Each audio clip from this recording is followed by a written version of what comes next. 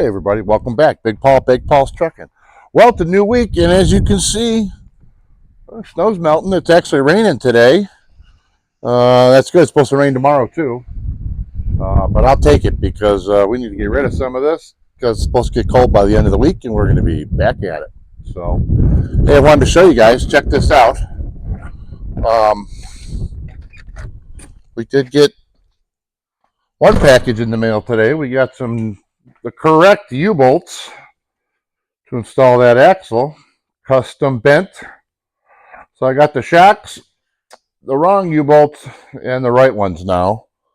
I don't know why my springs haven't arrived, but they're going to be getting a phone call this week if something doesn't happen pretty soon. But so that's okay. So now we're going to get on putting these shock mounts in. I have to review some of my previous footage to make sure I put them where they were. I walked back to look at my old piece of frame rail, and it's covered in snow. So if I can't figure it out, I'll go measure it off the old rail, but I got to dig it out. So, and I want you guys to check this out. Look at this. I bought a man lift. Pretty happy about that. Scissor lift. And I've already got one light up on the ceiling. Look at that, just for a second. I'm running off an extension cord, but I'm going to have 4 lights. One over here, one here, and then 2 more over here to light this place up. And then we're going to be making some shop modifications. This weird metal structure that the previous owner had here to hang all these lights, it doesn't work for me, especially not when you got 18-foot sidewalls above it. So I'm going to make this more into a 2-bay shop, and this is all this steel's getting removed, and all these lights are getting relocated up high. And the wiring that's going to it's going to go up the walls and over to the lights. So I need to run some power above that door into the addition to power my garage doors, and maybe a couple outlets out there. So, and so anyways, I've been doing that, and I also bought look at this fan I bought. It's got an 8-foot blade width. It's got about, I don't know, 8 blades on it. It's going right up there, right in the center. So I'm going to drop it down like 2 feet or 18 inches to bar, and then we're going to mount that there. And this heated floor, you really got to get a fan in here and move the air around because it could be 10 degrees warmer up there, and I'm down here turning the heat back on. So all you got to do is move it around. All right, guys, I'm going to get this measured, and I'll get back with you. Thanks for watching. Okay, guys, here we are. Well, I did some measuring, kind of came up with a little bit of a spacer that I can reuse to put underneath it. And lined it up.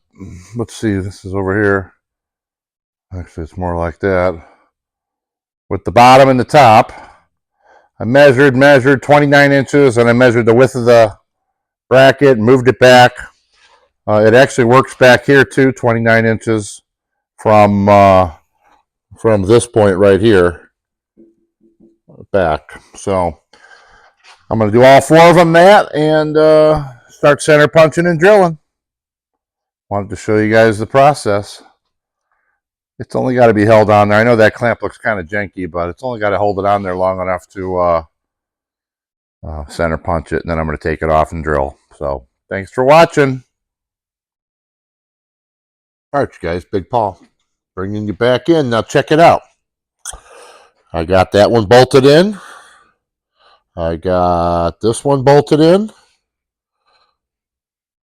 I got the 3rd one bolted in right here. I'm waiting for the shocks today coming from Napa. And then as you can see over there, I have all my pilot holes drilled. Now I actually stopped using the mag drill on these because I destroyed my annular drill bit. Here, check this out. Look at that. Just a little bit destroyed, huh? So we're done with that. I need to buy a couple more. I only had a couple in stock, and that was a year ago, so they got ruined. But anyways, we're going to drill this last shock mount right there. And I'm going to set you guys up on time lapse. And now I actually have to drill that 5/16 now. And then after that, I run my tapered reamer. I don't know if I showed you guys that, but this is something I've been using for way longer than I've ever had a magnet drill. But look at this. This is a tapered reamer, very common in the machine shop world. You're supposed to run them in oil, and the metal shavings go to the inside, not the outside. It really turns like in a reverse direction. I don't know. They work pretty darn good. I have them in 1/2 inch, 5/8, and 3/4, which are the most common sizes. So we're going to, after we drill those out to 5/16, then we can ream them to 1/2 inch, and we'll be good to go. So stay tuned.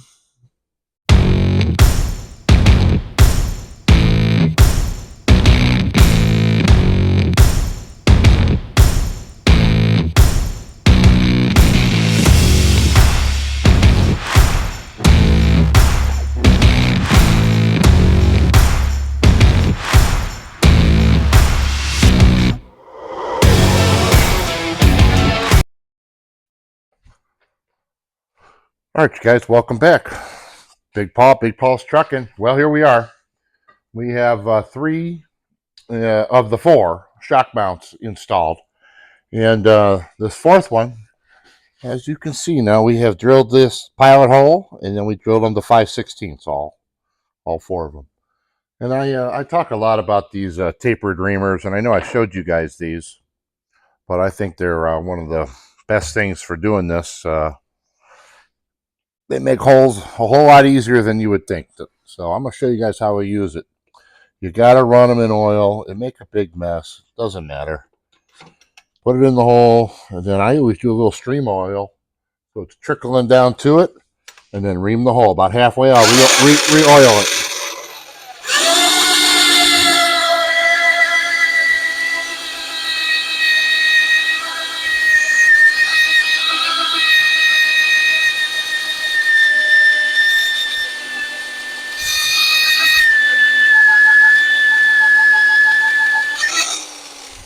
Okay, pull it out, put some more oil.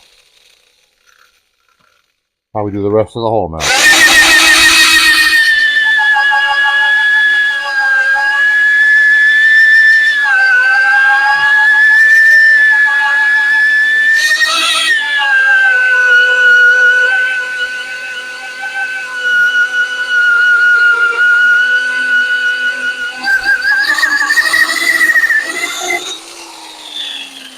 Okay, so now that hole has been reamed to 1/2 inch. You put a bolt right through that hole, and build anything. If you were making a bracket, if you were making a, whatever. I just happen to be mounting these right here, but look at this, guys.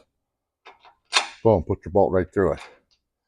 So you now have a 1/2 inch hole from where you had a 5/16 hole. And it didn't take me but, I don't know, 30 seconds or something. But it's kind of noisy because you got to listen to that drill run. So, but I wanted to show you guys how I do that, and why I like these reamers so much. I like those magnet drill, but those angular cutters, kind of cut the cutoff core out to where this just reams and makes the hole bigger. You can see how small it starts off. But that's probably a little less work, but you can't get in tight places around the rear ends and the brackets and stuff, a lot of times. And then this is the next best way to do it, in my opinion. Anyways, I'm going to go on time lapse, do the rest.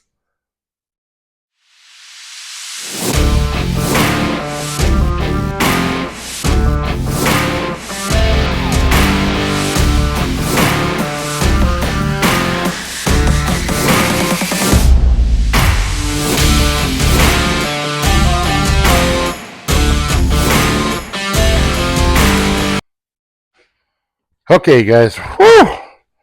That's a lot of work, at least for me. I got all 4 of these holes now reamed out to a 1/2 inch, and we'll be ready to bolt this on. We're going to do that here in just a minute. But I want to show you real quick. Those reamers work great. But the only downside to them is the little bit of oil mess you got to clean up on the inside, all the oils to the inside. But that's pretty minor to get 3/2 inch holes exactly where you want them. Because once you center punch, you're on the center, so you can make the hole as big as you want. But I'm gonna wipe that oil up. Now, before this chassis gets painted, it's gonna get pressure washed and wiped down. This oil ain't gonna make any difference in the end. So, anyways, I wanted to show you guys that. But those reamers have saved my butt more times than I can tell you. Things that because they're actually really sharp, and I've had times where you couldn't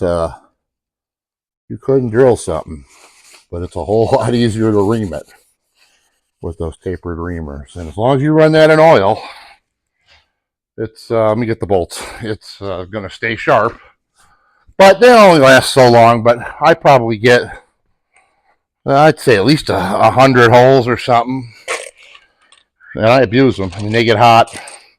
Probably should oil them more. I mean, it's what it is. What it is. But let's see. Hopefully, all my holes line up. They have up to this point. Let's get a couple started. All right, and then tighten it up. Now we're still waiting on Napa to bring me the shocks, but I don't really need them on there. I'm just trying to put this suspension all together complete for the alignment guy. That way everything's the way it's going to go down the road. So I probably don't need the shocks, but I'm probably going to put them on there because they won't be in his way, and it'll look complete. And I may even take them back off when I paint it. But where'd my other nut go? It's in here. There it is. I gotta buy more nylocks. These nylocks are hard to come by around here. One place I bought them out, but we have just enough. Thank goodness. Let me get my impact. Tighten that one up. All the bolts, hey, look, all the bolts went in, if you notice. I got them in the right place. I know, that's loud. I know. Uh-oh. We dropped the nut. Somehow it went to flip the wrong direction. Oh, my goodness. Sometimes it'll bump that thing, and it'll just kick it the other way. All right, we'll try it again.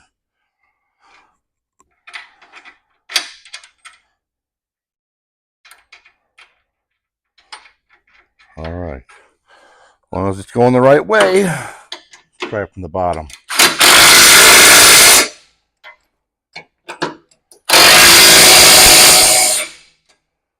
All right.